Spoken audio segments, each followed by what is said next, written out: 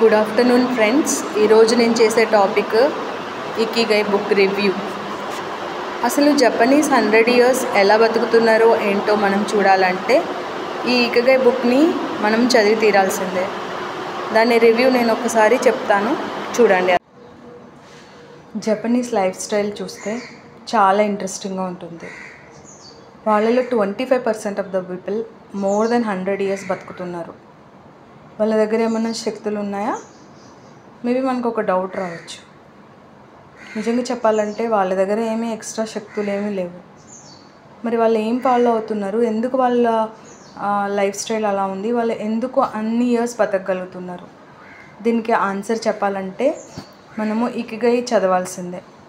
So నేను ఇప్పుడు మీకు ఇకిగై బుక్ రివ్యూ చెప్తాను, వినండి. ఇప్పుడు మీకు జీవితంలో ఏది ఇంపార్టెంట్ అని అడిగితే ఇప్పుడు 90% ఆఫ్ ద పీపుల్ చెప్పే సమాధానం ఏంటో తెలుసా? డబ్బులు సంపాదించడం, బాగా తినడం, మరి తర్వాత జబ్బులు రావడం, చనిపోవడం. 75% ఆఫ్ ద వరల్డ్ పీపుల్ ఇదే చేస్తున్నారు. 90% చెప్పే ఆన్సర్ కూడా ఇదే. కానీ ఇది నిజమైన లైఫా మనం లీడ్ చేసేది? కాదని చెప్పాలి. ఇకిగై ఫస్ట్ రూల్ ఏంటంటే డూ వాట్ యూ లవ్. దీనికి ఎలా చెప్పొచ్చు అంటే మనకి ఏది ఇష్టమో అది మనము చెయ్యాలి. మనకి ఏది ఇష్టమైతే ఆ పని చేయొచ్చు. ఒక బుక్ చదవచ్చు, ఒక జిమ్కి వెళ్ళొచ్చు, లేకపోతే పెయింటింగ్ చేయొచ్చు. మనకి ఇష్టమైన ఏ పని అయినా మనం చేయొచ్చు. First we have to do what ever we love. ఇలా ఉండడం వల్ల మనం ప్రజెంట్ మూమెంట్ని ఫోకస్ చేయగలుగుతాము. ఇంకా సెకండ్ రూల్ వచ్చేసి do something the world needs. ప్రపంచంలో అన్ని ప్రాబ్లమ్స్ మనం ఏం సాల్వ్ చేసేయలేము, కానీ కొన్నైనా మనం సాల్వ్ చేయగలం. సో మనం అవి సాల్వ్ చేయడానికి ట్రై చేద్దాం. మనం ఏం చేయగలమో ఫస్ట్ డిసైడ్ చేస్తాం. అంటే ఇక్కడ మనము ప్రపంచాన్ని మార్చడానికి ఒక గోల్ సెట్ చేసుకుంటున్నాం అన్నమాట. అదేం పెద్ద కష్టమైన గోల్స్ మనం సెట్ చేసుకునే అవసరం లేదు. మనం ఏది చేయగలమో అట్లాంటి గోల్ని ఒకటి సెట్ చేసి పెట్టుకుందాం. ఇది సెకండ్ రూల్. ఇంకా థర్డ్ రూల్ వచ్చేసి do something that can be paid for. అంటే ఏంటంటే ఫస్ట్ మన ప్యాషన్ ఏంటో తెలుసుకోవాలి. ఆ ప్యాషన్తో మనం పని చేయాలి. పని చేస్తే ఫ్రీగా పని చేయక్కర్లేదు, దానివల్ల మనం కొంచెం డబ్బులు సంపాదించాలి. అట్లాంటి ప్యాషన్ ఏదైనా ఉందా చూసుకొని దాంతో మనము ఏదైనా పని స్టార్ట్ చేయాలి. దానివల్ల మనం డబ్బులు కూడా సంపాదించాలి. ఇలా సంపాదించడం వల్ల మన ఖర్చులన్నీ తగ్గుతాయి, మనకి వేరే బర్డెన్స్ ఉండవు, మనము హ్యాపీగా కూడా ఉంటాము. ఇంకా ఫోర్త్ పాయింట్ వచ్చేసి what you are good at. అంటే నీకు ఏది బాగా వచ్చో ఆ ప్రొఫెషన్ని నువ్వు సెలెక్ట్ చేసుకోవాలి. ఒక్కొక్కసారి మన ఫ్రెండ్ ఏం కరెక్ట్గా చేస్తాడో మనం చెప్తాం, కానీ మనం ఏం చేస్తామో మనకి తెలీదు. మనకు ఏదైనా ప్రొఫెషనల్లో స్కిల్స్ ఎక్కువగా లేకపోయినా మనము నేర్చుకోవాలి. కంఫర్ట్ జోన్ నుంచి బయటకు వచ్చి మనం నేర్చుకొని, ఇప్పుడు మనకి మార్కెటింగ్ అంటే ఇంట్రెస్ట్ ఉంటే మార్కెటింగ్లో ముందుకు వెళ్ళాలంటే మనం కొన్ని టెక్నిక్స్ నేర్చుకోవాలి.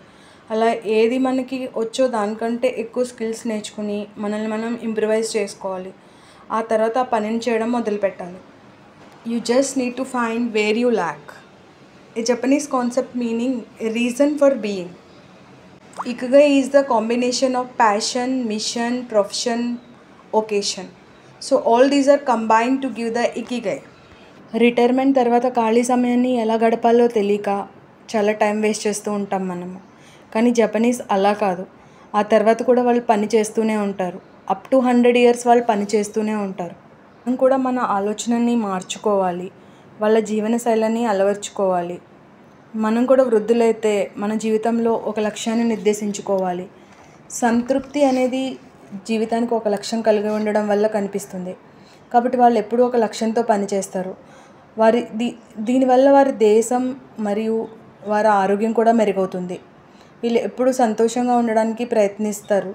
సంతోషంతో, సంతృప్తిగా, యవ్వనంతో బతకడానికి ఇదే కారణం అని చెప్పవచ్చు.